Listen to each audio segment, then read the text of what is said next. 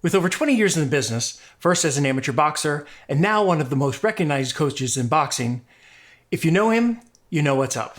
If you don't, we're pleased and proud to make this introduction. He's a trainer of champions and has gained a following of faithful and loyal students. He is Anthony Rodriquez, or better known in the boxing world as Coach Anthony. Welcome to Title Unboxed. With more than 40 years of experience in the fight game, our host, Doug Ward, will be covering every corner of the ring as we get comfortable between the ropes. We'll talk with both the lesser knowns and the legends, discuss boxing's rich history and current state of the game. We'll also look at today's latest innovations, equipment breakdowns, and insights you won't uncover anywhere else. Join us now as we take a look inside Title Unboxed.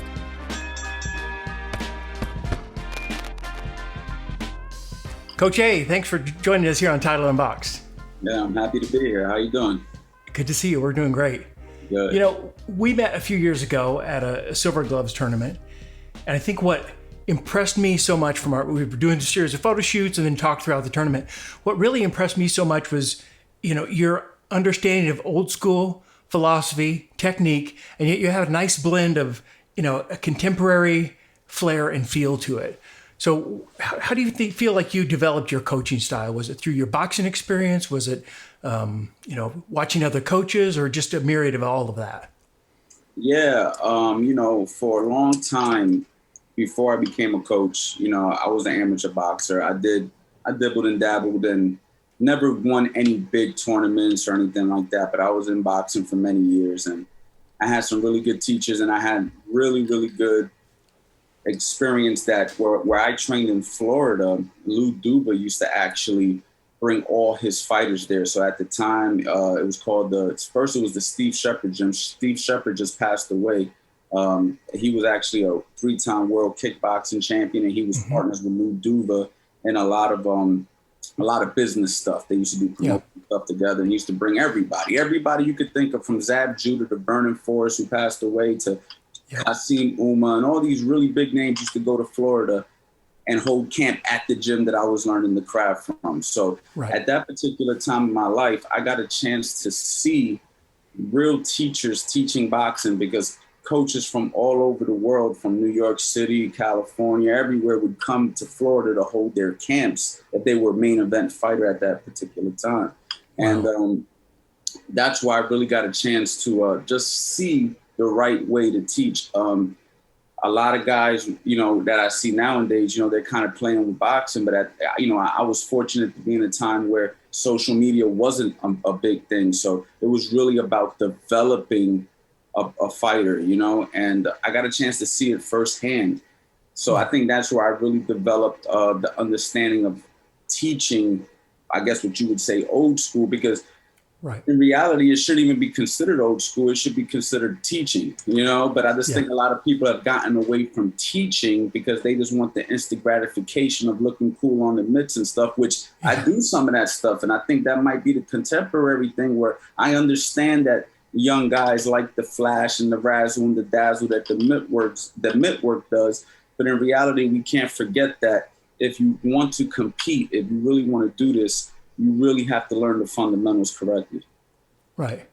Well, training out of that gym, you had to have seen a lot of different styles, flares, and flavors that, to really pull from and pick what made sense to you, what you felt would work for you personally.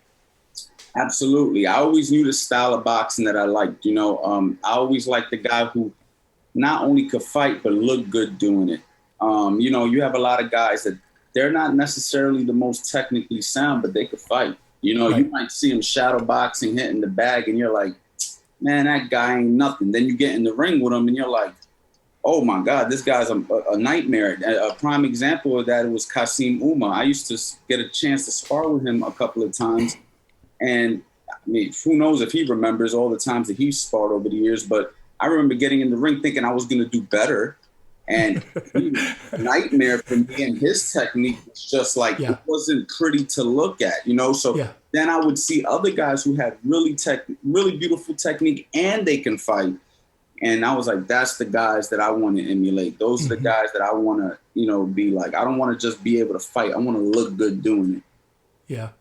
It's funny you say that. So I think sometimes, because I've had conversations about this recently, sometimes those guys that are a little unorthodox and awkward make it work for them. And I think it was the great Eddie Futch always said, don't mess with that. If a guy's got a specific style, don't mess with it. Build your framework around what he's got as his boxing personality.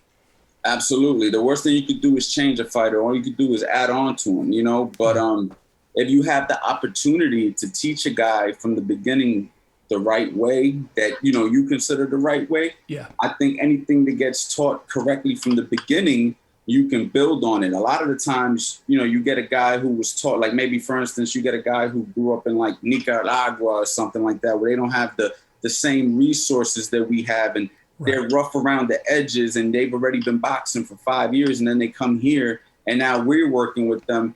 It'd be kind of hard to change what they naturally do because that's the foundation that they came up in. That's how they were developed. And now at this point, you're better off just tweaking some things and keeping them in shape and getting them proper sparring. But if you get a guy who's never boxed before and you're able to groom him how you want, I think that's the best way to go. You know what I mean? Yeah. But again, some coaches don't have the patience for that. Although that's where you're going to get your best fighters is the ones you've started with from the very beginning. It's very difficult, man. At this point, now I understand. I used to remember seeing guys that were experienced trainers saying, and I used to say to myself, yeah, but did he build them from the ground up? Yeah, did he do that? But not knowing that now that I'm at a point where kids want me to work with them and teach them from the ground up. And I'm like, well, I don't got time for that, man. I'm doing this, I'm doing that. Like, I know what it takes to really build a kid. And in order to really give that kind of dedication, man, it's like, wow, how am I going to dedicate my life to this particular kid? And then he grows up and he wants to be a lawyer. And then you're just like, all right, well, the 20 years went down the drain. Yeah, it is rough. It's a huge time commitment.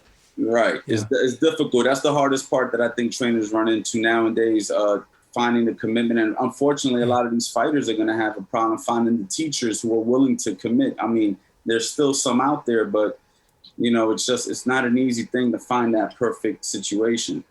Yeah.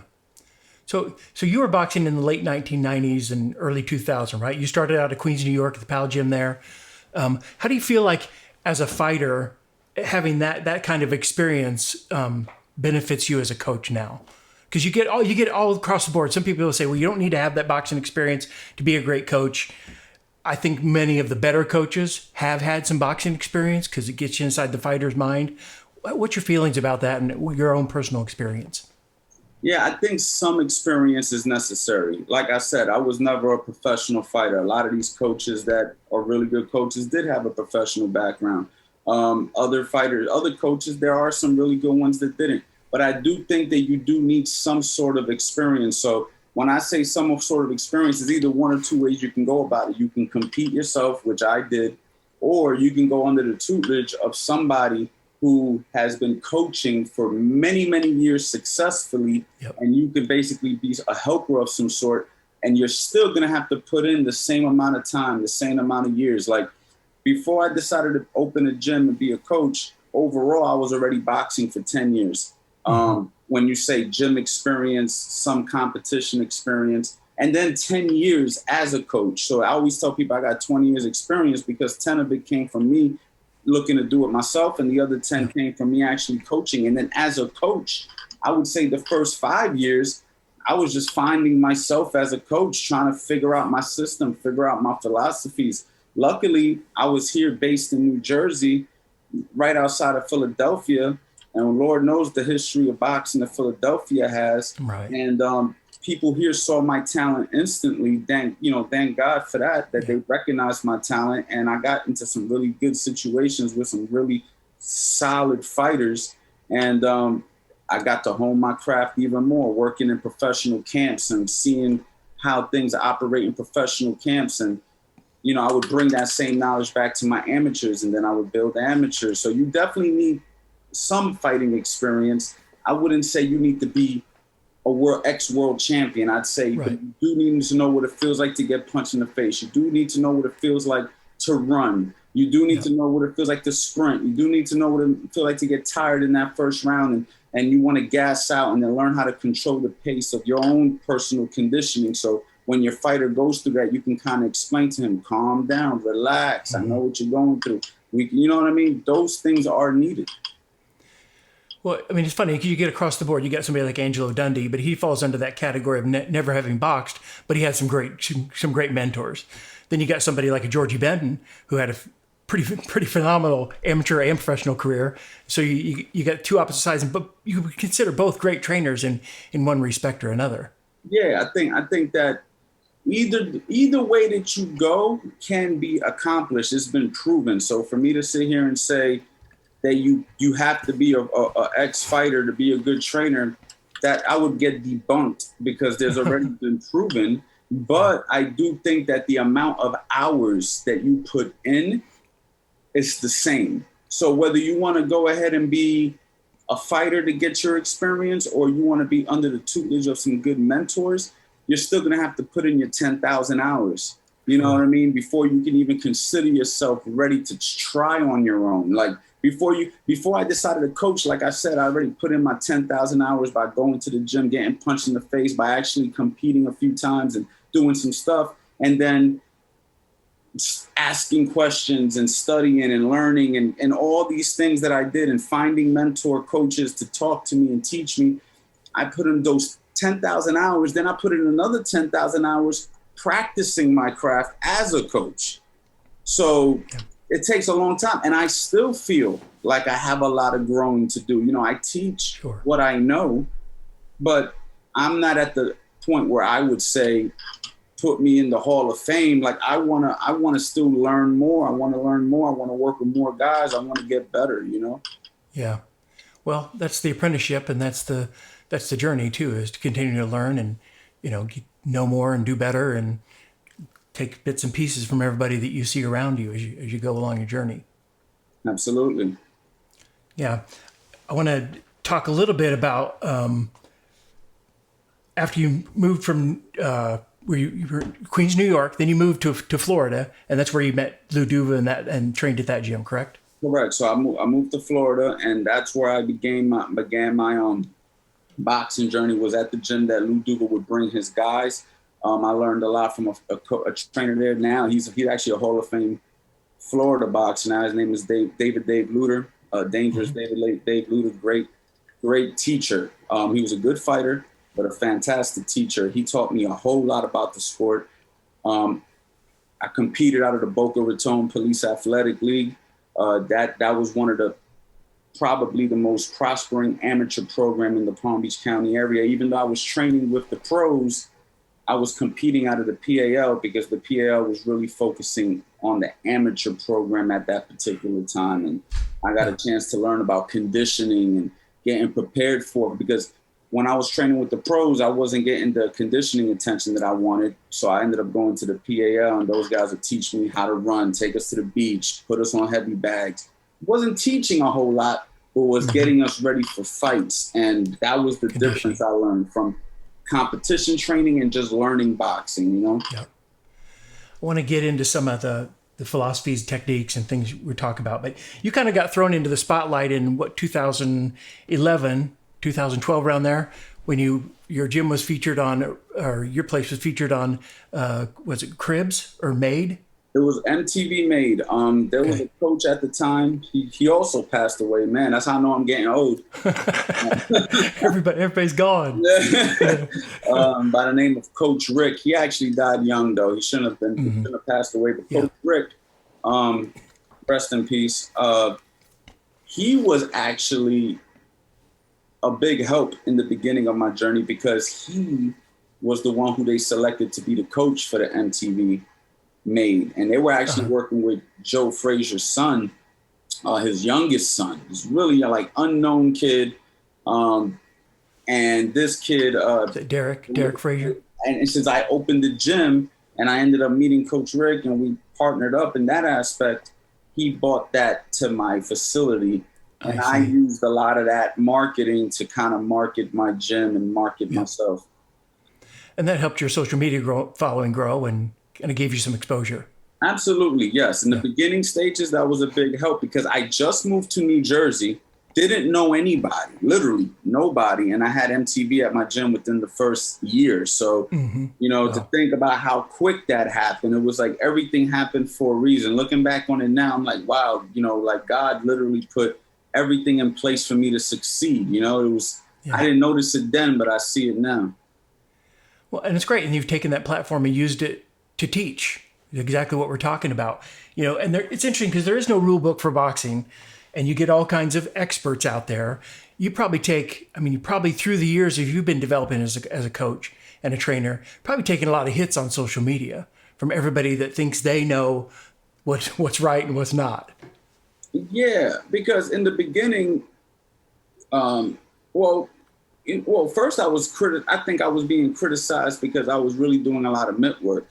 Mm-hmm. And then what would happen is people would say, mitts, you don't need mitts and all this stuff. And then, I started really getting good with the fancy mitt work, which was in 2013. I mean, I was doing fancy mitt work in 2012, 2013, before it was even a thing to do.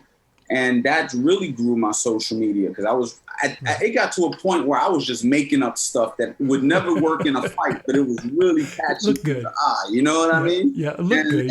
And that's where I grew a lot of popularity, where people are like, oh, sure, where's this guy at? I want him to hold mix for me like that, Yeah. And that's what really helped grow my social out, my Instagram at least. And then I wanted people to see that that's not all I am. I'm not just a mitt guy. I'm not just a guy who can make you look good in pass. I understand boxing. I know how to teach it. I could break it down, step by step. I can take a kid with no experience and build them up. And so I decided to start teaching on YouTube. I was already doing that in the gym, but I wanted to do it so the world can see it. And then it turned into what it is now. Yeah.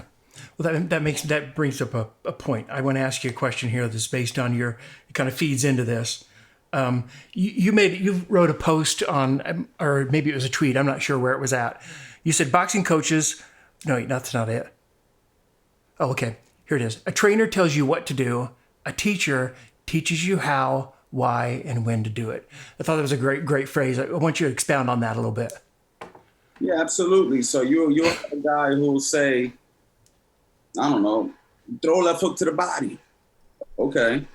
Well, they'll teach you how to throw the left hook to the body, but they won't tell you when to throw the left hook to the body, right? If I throw a left hook from too far away, I can get countered with a straight right hand. If I throw the left hook to the body, what are my escape routes after I throw a left hook to the body, right? If somebody throws a straight right hand at me and I slip it and I rip a left hook to the body, I can get hit over the top with a left hook. Mm-hmm. If a guy blocks it, he can rip an uppercut.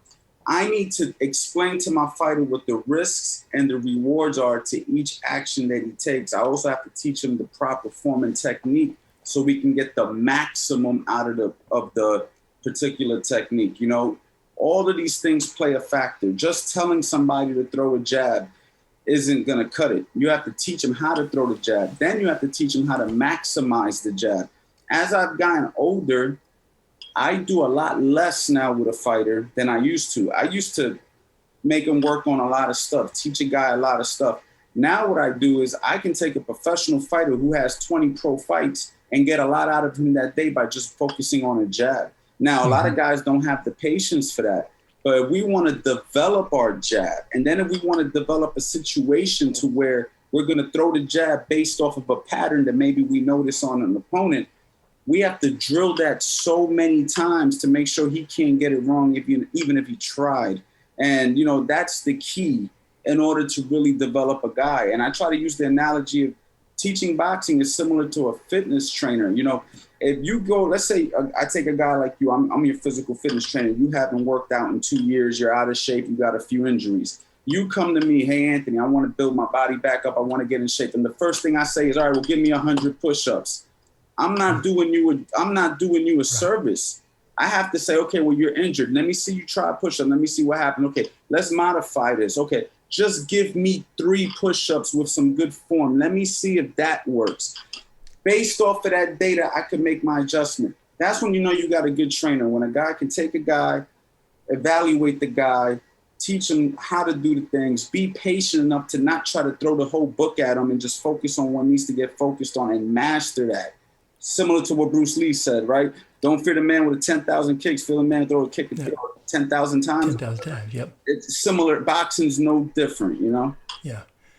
Don't you think, too, teaching the fighter the why and the understanding behind it, it also gives them more confidence. They have a greater awareness of what they're doing isn't just executing. There's a whole thought process behind it. Absolutely. It's like if I gave you a bunch of tools and say, hey, man, fix the house. But, you don't know which tools do what, You have to know what the tools do. You need to know what the risks are when you use the tools, and I think that's another thing. Sometimes a guy will teach a guy when and how, but will forget to add the risk, Okay, you can do this. Yeah, it works. For instance, I'll give you a good one. If a guy throws a jab at you and you outside slip the jab and come back with a cross, very basic, very common counter. We do it all the time. But what if when I throw the jab and you slip it, I step in with a quick right hand? Now we may exchange right hands, or I might beat your right hand with my right hand. So I have to explain to the guy, look, if you're going to slip that jab and counter back with the cross, it could work. But you have to be aware that if he times you, he can step in with a second shot, which initially can catch you with the right hand. So let's make sure that we're picking up on some patterns. Let's make sure that he's only throwing a single jab when he decides to do it. Don't do it on the first one. Pay attention to what he's doing. And I have to drill that with him, whether it be on the mitts, shadow boxing, through visualization, heavy bag work. But we have to understand that even though the moves work, there's always a counter to the counter. So let's make sure that we're aware of that, Right. And some of that's just getting back to the basics too, like you talk about taking a jab and just not being afraid, even with a guy that's fairly experienced, to go, we're working on one thing. We're just focusing on one thing, and we're going to round that out until it's perfected. Absolutely. I think that's the biggest thing. When people ask me, hey, what do you see the mistake that trainers are making? I just think that they're not focusing enough on one thing. They're trying to do too many things. And I don't know if it's because of insecurity, or if it's because they think that's the right way to do it, or they're just trying to show off all their knowledge and they just want to give it all to you in one day, or I don't know. But it's almost like an amateur fighter who just starts. They do all this excessive movement, and you have to teach them as they start to transition into a professional. Let's start to relax our movement. Let's start stepping more. Let's stop jumping around. Let's calm it down. Let's do less, because we have to preserve our energy. If you do too much, you're going to be ineffective. You're going to be burnt out by round 3. And you're fighting much more than 3 rounds. So it's that transition for a trainer, is the transition of learning to do less, but be effective more with what you're doing. Try to bring more value with what you're doing than just giving them a bunch of stuff. Yeah. I don't know. I think with some coaches, it maybe just is impatience. They subscribe to the sink or swim method. Let's throw you out there. If you're tough, you're going to make it. That's a rough way to learn. It is a rough way to learn, because you could break a guy. It's like a dog, right? If you beat a dog when they're a baby, they're scared the rest of their life. If you throw a guy out there too soon and he doesn't build up those calluses, he doesn't build up that mental fortitude. I think that as men, or women, we all can earn courage. Some people need more guidance and more coaching on it than others. Some people right out the womb, they're tough men. You're just like, wow, this guy's just. Others need somebody to groom them and teach them and put them through situations. It's just like a kid in school. Not all kids are honor roll students. Some kids need tutors. But if they go enough, if they practice enough, if they get tutored enough, eventually they'll start to, show that they, maybe they might not reach the same potential, but you can get a lot out of a person if you guide them the right way and you don't crush them too soon. Well, I've always used the analogy, you go in the gym to build muscle. That's part of your job. The heart is also a muscle. So you talk about a guy having heart. You build that. You build that by being in the gym. You build that by being tested a little bit at a time, mentally and physically. Absolutely. And everything matters. The gym matters, the conditioning matters, because you might be a tough guy, but if I make you do a sprint and you get tired in 20 seconds, if I make you run a mile and you get tired in the first 2 minutes of running a mile, that's going to tap into your confidence. And now when you go in the ring, even though you have courage, you're going to have that doubt that you're not in shape. And that doubt is all that it needs. Sometimes it's not even your heart. Sometimes it's the doubt due to the fact that you know you're not where you want to be in all areas. Yeah. So everything matters. Breaks your spirit a little bit. Yeah. Let's go back. I want to go back to another thing you tweeted or posted somewhere. You said building a fighter is no different than building a house. You can't put on a roof before you put on the first floor. Stop skipping steps. Stop rushing the process. Take your time. Patience is a huge part of coaching. I mean, at every level. Yeah, absolutely. I think that goes basically into everything we've already said. You know, I can't teach you how to slip a jab, create an angle, and throw a left hook to the body.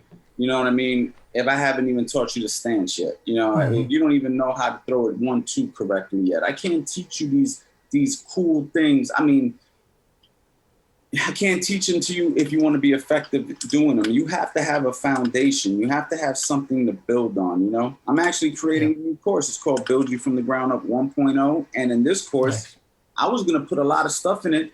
And I say, you know what? I'm going to break it up, because if I put everything in here at one time, they're not going to get the same results. I can give you a bunch of value by giving you a bunch of information, but you might see all that stuff, watch 3 videos, stop, and then you're not going to watch anything else. So what I'm going to do now is keep it shorter, make you watch it. You're going to want more, and then I'll have more when you're ready for it. But at the same time, you know, Doug, you was a fighter. Learning how to throw a jab takes guys years. I can't tell you how many times I've been called into camp with professional fighters, and I work with them. I work with so many pros behind the scenes that I'm not in the corner for. And I just help them out just because they're in the gym when I'm working with somebody that I'm working with. And I'm like, come on. And they don't even know how to throw a jab like effectively. And I'm just like, man, how many pro fights do you got? Why are you still throwing your jab this way? Yeah. You know, it mind boggles me, because I never fought pro and I'm throwing a better jab than some of these guys. And I'm saying to myself, what the hell is going on? It's because they're not being developed. They're fighting based off of pure will. Their pure will, heart, tenacity, and instinct. And of course, they are learning something, but they're not reaching maximum potential because they're not drilling it, you know? Yeah. You've got a lot of content out there. You're constantly putting new content out. Great stuff. What are some of the questions you get time and time again that we can kind of cover here and give everybody a little bit of insights? You have to be ones that you just hear. I would imagine a large percent of your day is probably spent interacting with all of this, either your posts or behind the scenes DMs. So, you know, what are the top things that you get questions about constantly? It's a good question, because I do get a lot of questions. A lot of questions that I get. One question that I get often is, hey, I'm 25 years old, never boxed before. Can I still go pro?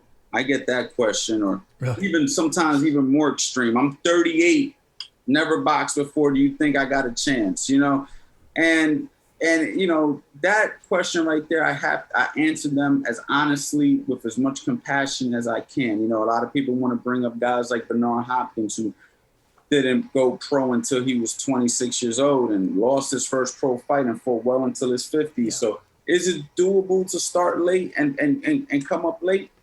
Yes, anything is doable, right? Anything is possible. I'm never the guy to say it's not.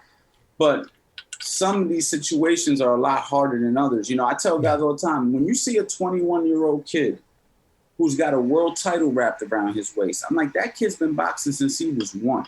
Because as soon as he came out the womb, his father had him just moving his hand. Next thing you know, he's 5 years old and he's starting to hit the bag and work the line. 8 years old, he finally gets a chance to have his first amateur fight. And he's fighting well until he's 16, 17 as an amateur, racking up hundreds of fights. By the time he turns 18, he gets signed to a good promotion. He goes pro for 3 years, and now he's 21 years old and he's a world title. He's been boxing 20 years, even though he's 21. You see what I'm saying? So it takes. So if you start at 26, you might have to put in the same amount of time that kid did. You'll be 46 by the time you win your first title if your joints and your bones can hold up to the front. Right. You know injuries. What I'm saying? The main question I get is, can I start late? And it's like within reason if you want a true answer, you know? Yeah. there are those anomalies. The Ken Norton who started when he was 24, 26, something like that. But yeah, it's very rare. It's very rare, and it's really tough to start to pick up those things and have them come naturally the older you get. Then you gotta find who wants to deal with you. What trainer wants to train you? What promoter wants to sign? All these things play into it also. Not just right. It's not the best fighter that makes it. It's the best move fighters. So it's at the end of the day, it's like, hey, are they even gonna waste their time? Well, and a lot of the times when the coaches do pick up those guys, it's for one reason. They're going to use them as an opponent. Let's just be honest. That's the nature of the game. That is the nature of the game. I can never be that guy, but it is the nature of the game. So let me throw a couple questions at you. Variations on the hook. You hear some people say palm to you. You hear some people say palm down. How do you feel about that one? What are your thoughts on that? I've had that question, and I've had my thoughts and changes of opinion over the years with that. I was initially taught that from a European coach, throw my hook like this, put the palm facing the ground. And it feels very natural for me to shadow box like that. So if I'm shadow boxing, I always notice this is how the hook comes out. When I'm in a sparring match or in a heavy bag situation, the thumb always comes up. I'm going to say mid-range hook, you want the palm up. I'm going to say if I'm dropping back to throw a check hook, I can see how the two knuckles coming up can land as I'm dropping back from a distance to throw a check hook. But from mid-range, if I'm trying to slip in and come back with a powerful hook, I highly prefer the thumb up. All the knockouts that I've seen throughout my experience watching boxing have all been thumb ups. So you do have the, amateur system, but for me, I like the palm facing you for a mid-range hook, but you can turn it over for a check hook. Yeah, I totally agree with you. And also, I would say palm up if you're a lead left hook, because you're reaching. You can't reach if you're throwing your hook with the thumb. Exactly. Now there Toward was a few trainers that told me when you're on the inside, you throw the short hook, palm facing the ground. That's how I was taught it. But as I gain more experience, I think that's just a preference. If you want to throw it like this or like this, up to you. But if you want to be mid-range, like you said, if you're going to try to slip in and come back with a hook, a gazelle or something like that, the power is going to be with the thumb up, hands down. Thumb up, yeah. Awesome. Let me ask you another one. Here's I see a lot of people have posted clips of Canelo and a few other fighters not turning on their hips, or just turning their hips when they're throwing the hook, not pivoting with the foot. And there's some people are like, well, you gain more power that way. I also see Canelo wearing a knee brace, which maybe that's not the best approach. How do you feel about that? Turning your hips versus turning your foot with the hook. I think for beginners, it's good to teach the pivot of the foot. I think that when you're teaching a guy how to rotate, you want to teach him how to pivot the foot like you're on a swivel. I think as you gain more experience and you're a little bit more steady to the ground and you understand how to rotate the hips and the knee in, it's not that big of a deal. I've seen guys, matter of fact, most of the fights that you see, guys don't really pivot the foot when they're landing a nice body shot or even a head shot.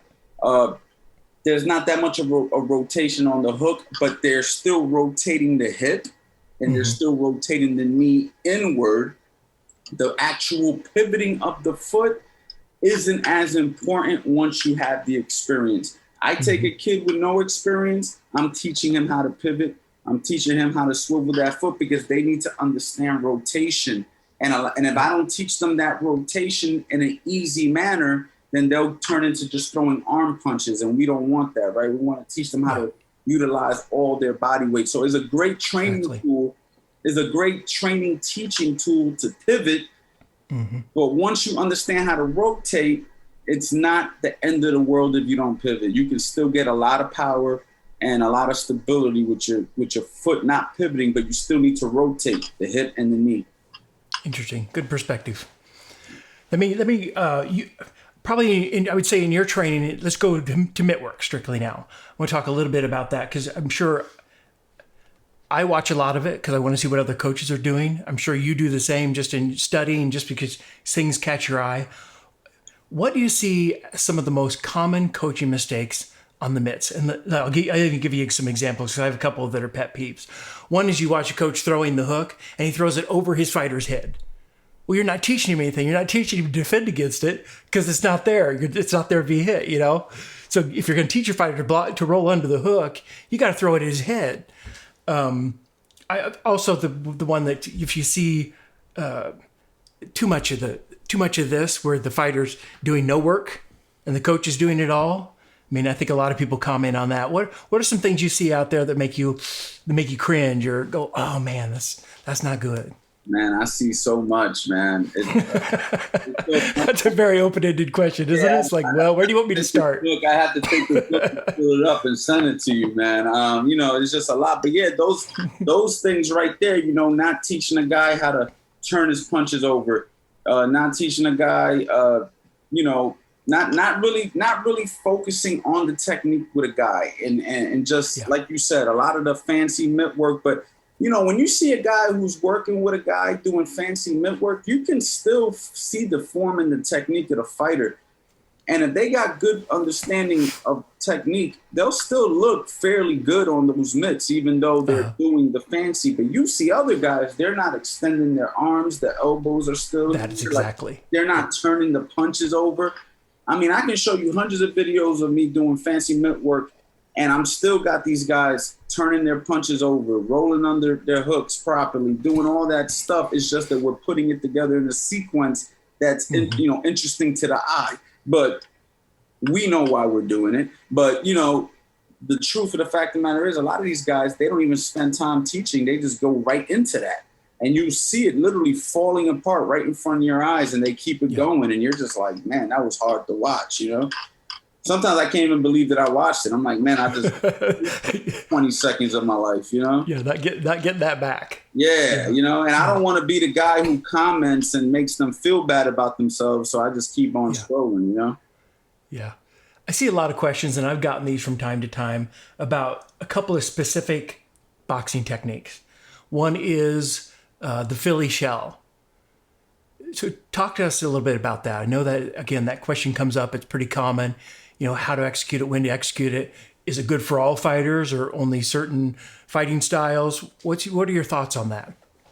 I mean, I personally love it for a guy who can do it. Finding a guy who could do it, though, is the hard part. You know what I mean?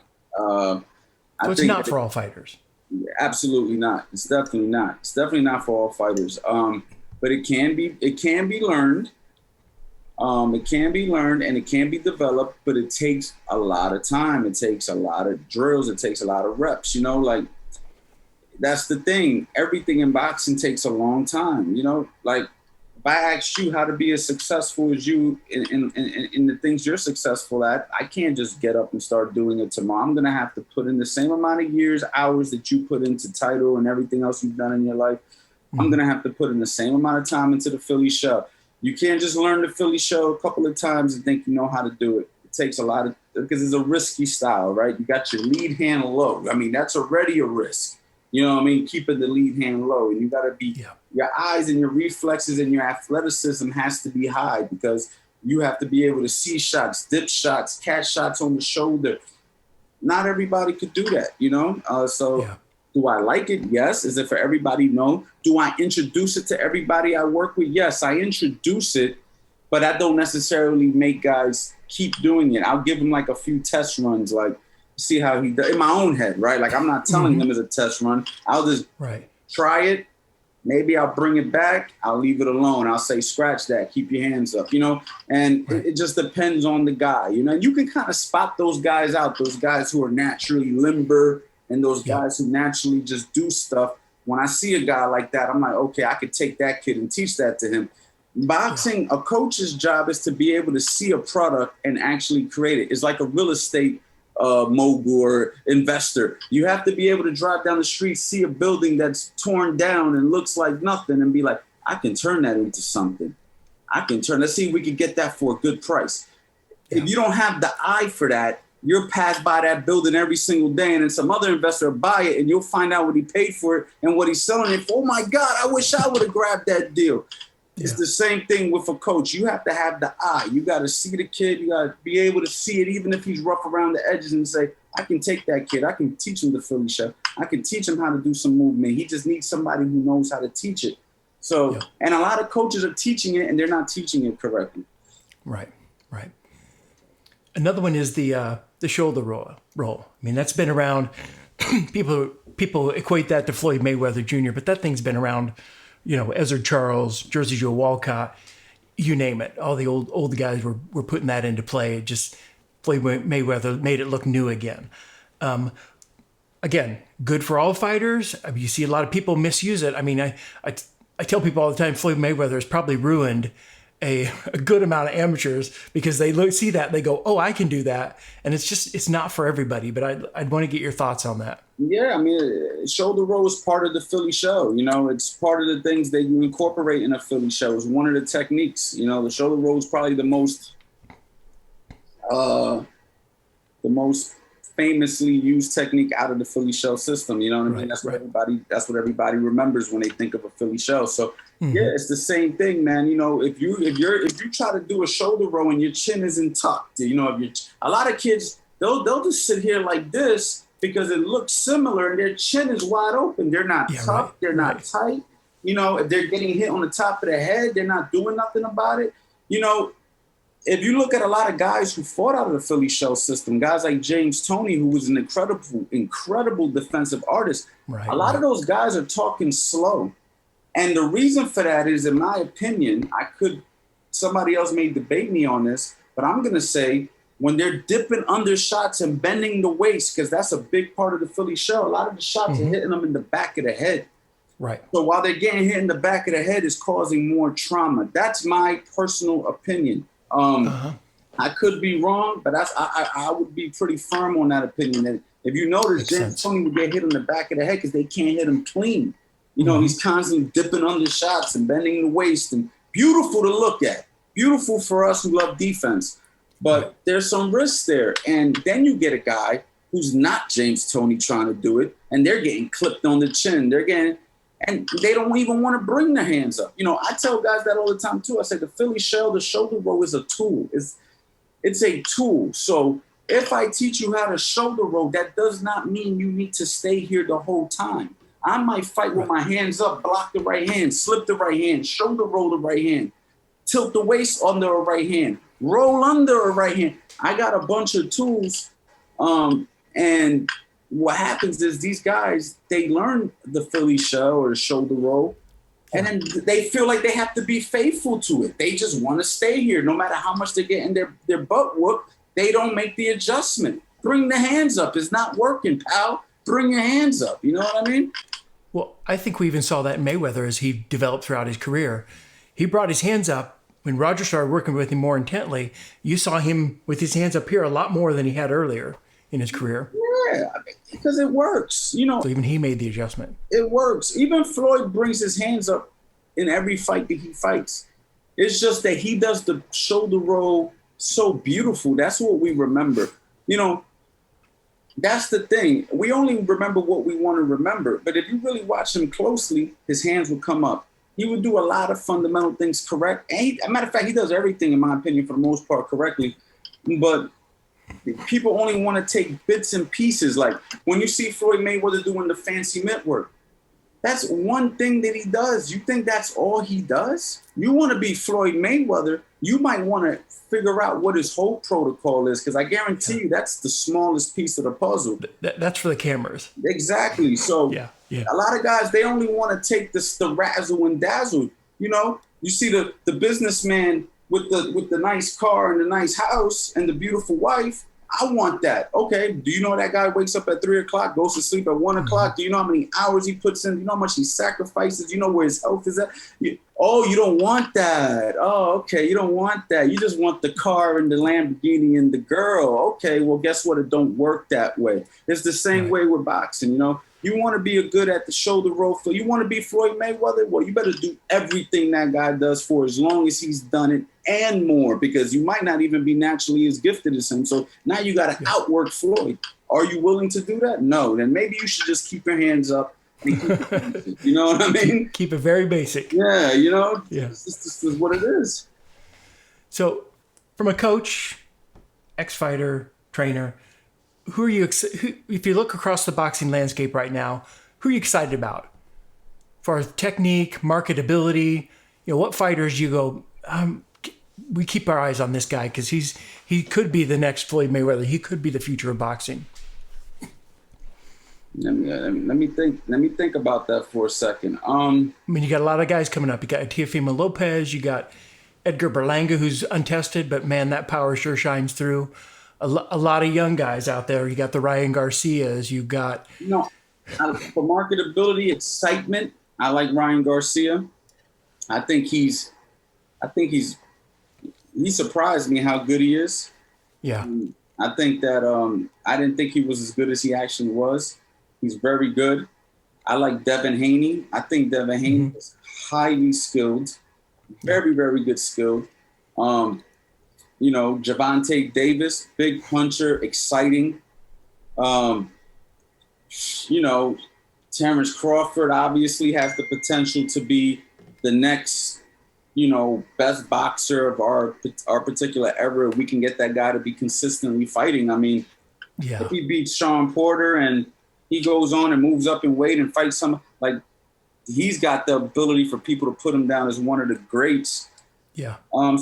These are the guys that I'm really looking at, the big names. Teofimo Lopez, I think he looked really good against Lomachenko, but what's going on with this guy? I haven't seen him since. I feel like marketability, his team, somebody's making a mistake somewhere, because why are we not seeing this guy fighting more often, But he looked very good against Lomachenko. I can't take no credit from him, but I just feel like marketability-wise, he's not, I don't know what's going on with him, but well, you hit on that. That's one thing I like about Canelo is how active they keep him. He's busy, and that's a big part of being marketable. You got to be out there. People don't want to just see you posting on social media. They want to see you fighting, and that Alvarez and his people have done a great job of that. Yeah, like my buddy Billy Briscoe said, the great Ray Arcel said, the rest is the rust.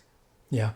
So you gotta stay busy. You gotta stay busy. You can't you can't just sit around. I don't care how much heavy bags you hit and all of that stuff, man. We got to get in that ring. We got to work. We got to get under the lights. We got to stay active, man. Well, and I think that's a lot of people, they want to compare the old time fighters to today's fighters. That is a difference in that mental and physical toughness is they fought on a regular basis, sometimes on a monthly basis. And although there's some dangers to that, there's also some huge benefits in activity and, staying on your game.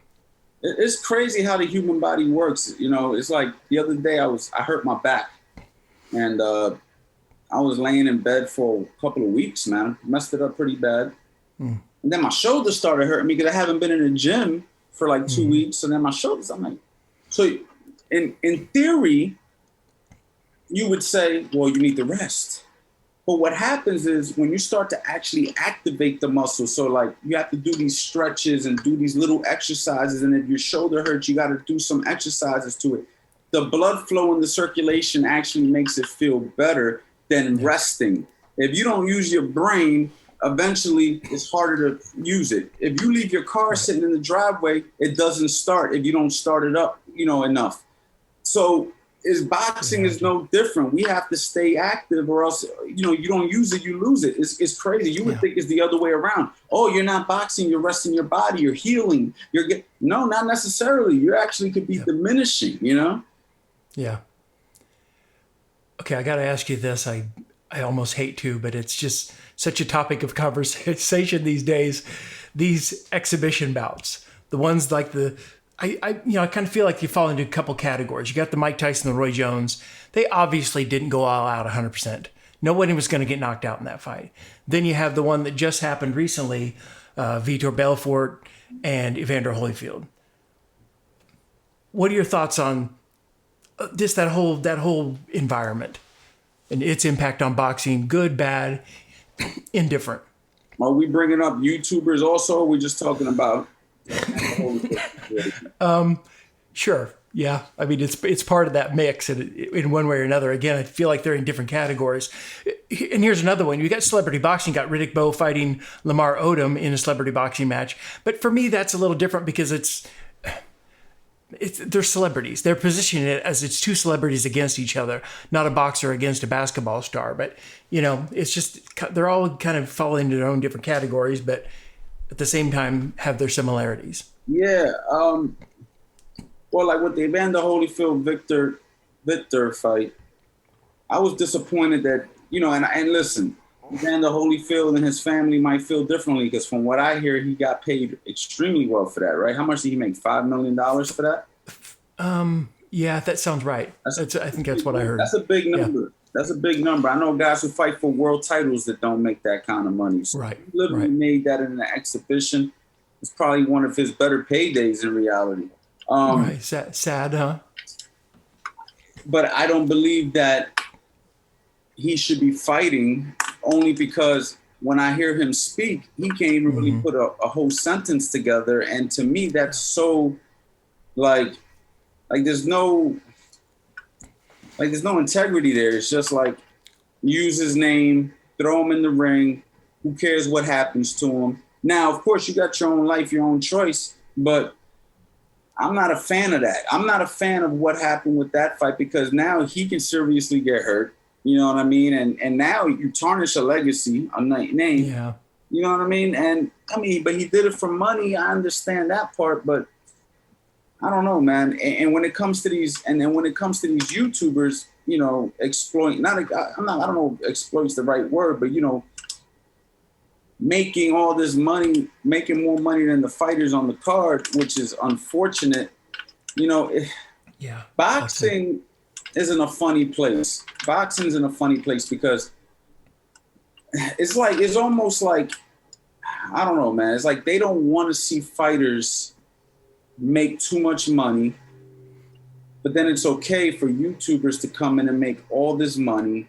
But like, if you're a boxer and you're like, I don't know, like Floyd Mayweather, for instance, and you're flashing money, now you're, arrogant and this and this. And then if you're a trainer and you're focusing on making money as a trainer, all you care about is the money. But then you got these guys that come into our sport and they exploit it and they take all the money. And then the guys who are actually putting their lives on the line and stuff, they're not making no money because it's almost frowned upon in our sport to be about money. It's almost frowned upon. It's like looked at as if like, it's bad in a way, as opposed to elevating all of us so everybody can do better. Everybody can make more. I don't want to see fighters be broke. One of my closest friends, Eddie Chambers, fought for $1.5 million against Klitschko, and he walked away with like $300,000, and that was like 10 years ago. Do you think he has any of that money anymore? You know what I mean? Like, and he fought for almost 50 professional fights, and he has a job. And I don't mean to put his business out there, but the facts are the facts. He should never have to work again. You fought 50 professional fights. How many basketball players can have a whole NBA career and then they got to go work somewhere? They should be like, well, my NBA career, I got some injuries, my knees hurt, but guess what? I don't got to work. I can just relax with my family now. And I think it should be the same way for boxers. So in boxing, we have to somehow get out of that. This is a poor man's sport. And I think the YouTubers are helping in that degree. So I don't necessarily hate them. But at the same time, there should be some value to these fighters more so than a guy who's never fought before to come in and make that kind of money. There should be some kind of, I know I'm going all over the place. No, I'm with you, but that comes back to, and we talk about this on the podcast regularly and personally and privately regularly. That goes back to the promoters and managers, and those guys have to come together and protect these fighters because it's in their hands. I mean, at the end of the day, that's who's pulling the strings. Yeah, I feel like promoters don't promote fighters no more. I don't see it. I don't see these promoters promoting like when I was growing up and you knew who everybody was. Yeah. And there was no social media back then. Now there's social media, and I don't know who a lot of these guys are. People are hitting me up. Hey, man, what do you think about this fight? And I'm like, who's that? Yeah. And I feel bad because I'm an ambassador for the sport, and I don't know who the freaking kid is because I never heard of him. And, you know, it's like, how is this possible? When I was coming up, I knew everybody. Same. And there was more boxing going on back then than there is now. You know what I mean? Guys are fighting more often. Guys like Eric Morales and those guys, they were fighting 5-6 times a year. You know, so, you know, I don't really know, man, what's going on with the marketing side of boxing. But these fighters need to make these fighters. Boxing needs to somehow break out of that, you know, and I don't know how you do it, honestly, but this something that needs to be fixed. Even Bob Arum making that comment he did recently about Terrence Crawford. Well, Crawford doesn't do enough to promote himself. It's like, well, wait, that's your job, you know? And maybe that's the one thing that's, at least this is my feeling. This is maybe the one good, valuable thing that will come out of these YouTubers and the some of these exhibitions is that some of these promoters, the old time promoters are probably just going to do the things they've always done. But some of these newer promoters will realize that that marketing aspect is huge in building these fighters' careers and getting them paydays. You know, everybody benefits. The promoter will benefit, and they will benefit. But there's different ways to go about this, and a lot of it is social. You know, on social. But you know, you see the promoters probably don't post as much as many of the fighters do. So they're going to have to get into this new era and do a little bit more of that. Yeah, because you know a lot of these fighters, you know, they're not savvy that way. You know, I know fighters I used to work with, and I used to be like, "Yo, man, post that, man. Man, I don't care about none of that social media stuff." And it's just like, dude, it's not about social media. It's about your career at this point. At this point, social media is, you know, I had to transition from too personal on social media to turning into it to just a boxing social media page, because now look, you were able to dig up tweets and stuff that I posted that I don't remember some of the stuff I even said. But you know what it made me say to myself?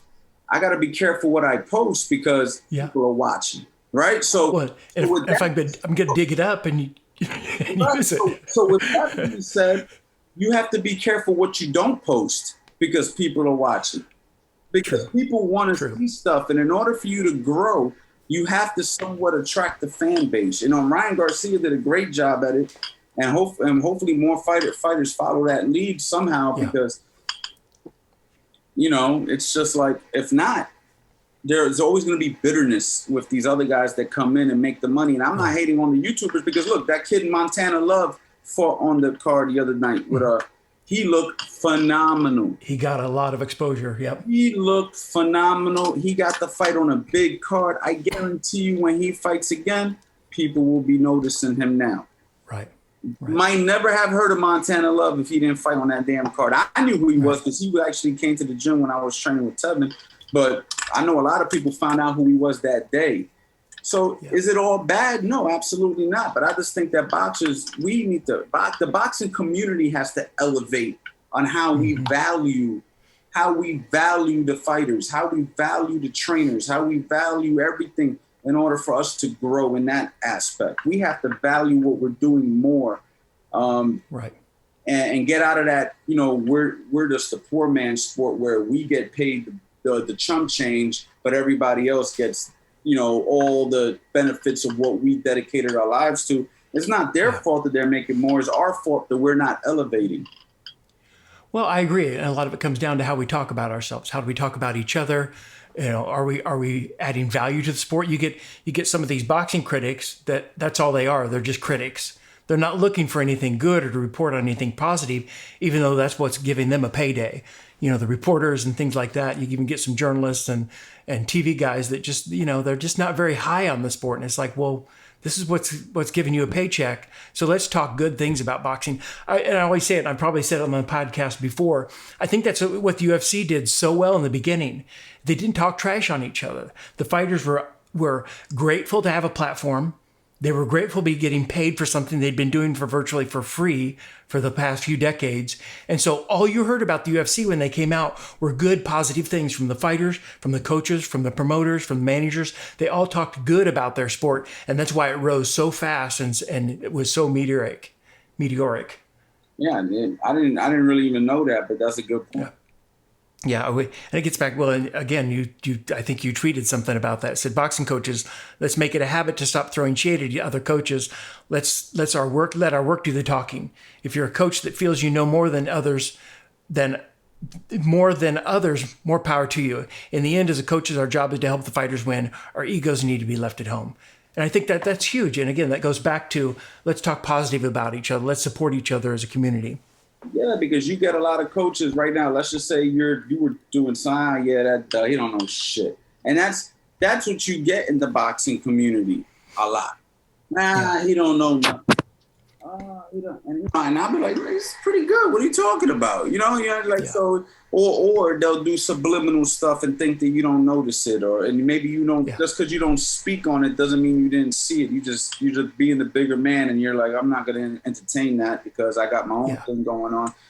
Happens all the time, and for me, it's like we isn't the coach's job to worry about the athlete. Like at the end, it's not about us. Like as a coach, it's more about what are we producing? What are we doing for the sport? Whether that's putting out videos, doing a podcast of like right now, you're bringing me on your platform. You're doing something positive. You're helping me, and you're hoping to help your community and everything in that aspect, as opposed to throwing shade at each other. Let's just grow. And if you're built for this, you'll still be here in 10 years. I remember when Barry Hunter, the coach over at the Headbangers Gym, he met me when I was first starting out working with pros, because I was working with Hank Lundy, and I was helping him out, and I was doing his mitts and stuff at a media day.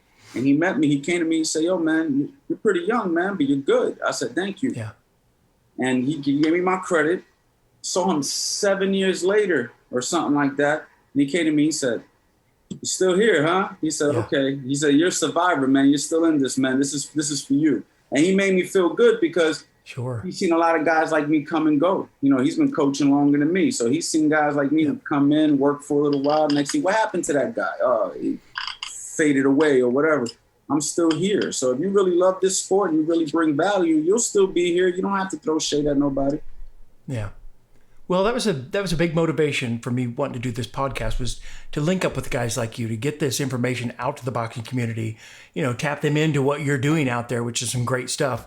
You've got, as we wrap up here, I want you to tell everybody where you're at, where they can find you, your YouTube channel, what, if they get into your website, what they can find and what they'll see in those training materials you're providing, and just what you got on the horizon. Yeah, right now, I have a website, CoachAnthonyBoxing.com, where I teach boxing.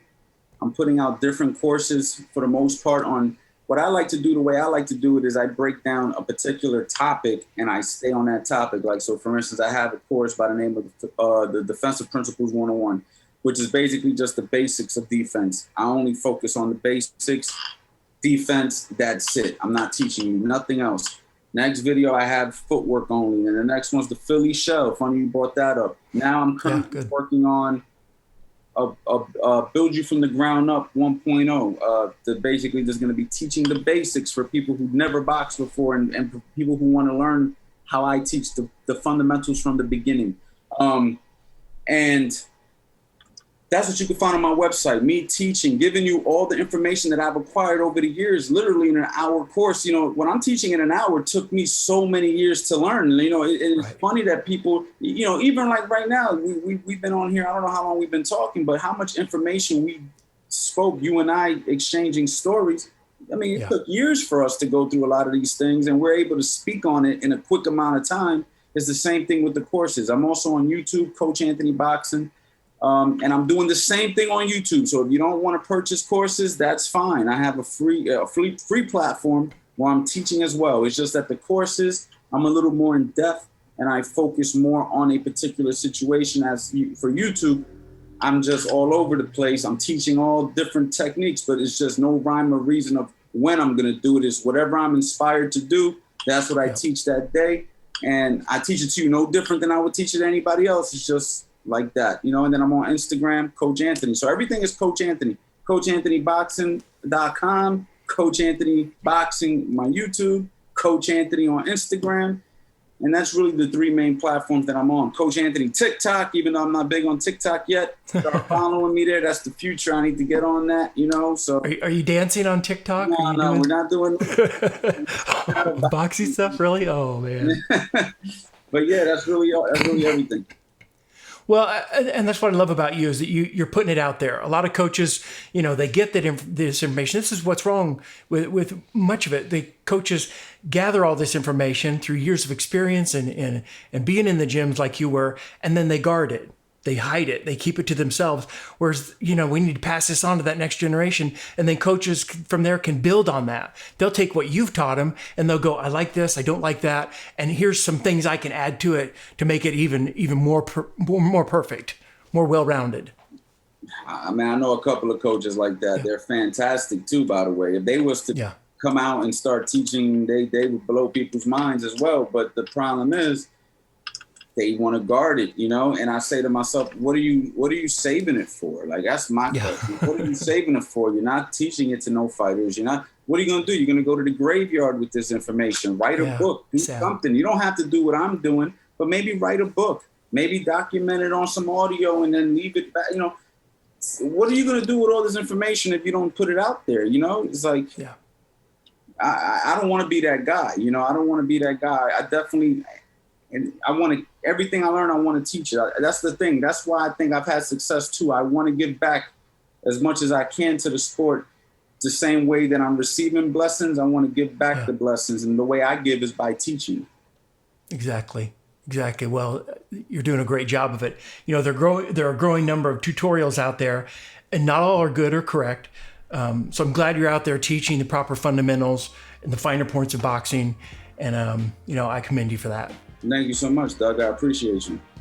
Thanks for taking your time, sharing your insights, and educating us all a little bit here. And we'll have to hook up again because I know there's 100 other things we could talk about. Yeah, thank you so much, man. I appreciate being here. It was an honor, and take care. Thank you for watching this episode of Title Unboxed. If you're anything like me, you can never get too much boxing. So if you'd like to watch more episodes, you can find us on Spotify, Apple Podcasts, and our Title Boxing YouTube page.